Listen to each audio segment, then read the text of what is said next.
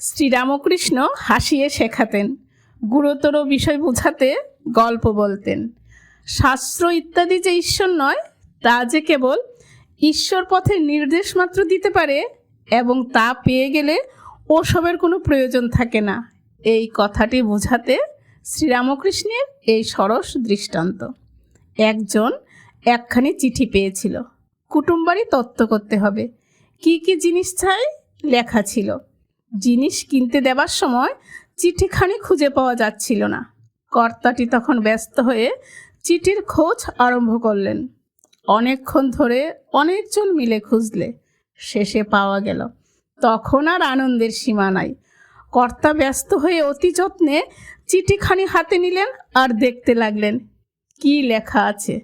লেখা এই, 5 সন্দেশ পাঠাইবে, একখানা কাপড় পাঠাইবে, আরও কত কি। তখন আর চিঠির দরকার নেই। চিঠি ফেলে দিয়ে সন্দেশ ও কাপড় আর অন্যান্য জিনিসের চেষ্টায় বেরোলেন। চিঠিখানা এখানে শাস্ত্র।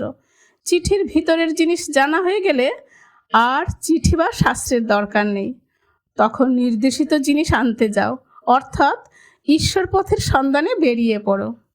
জয় ঠাকুর।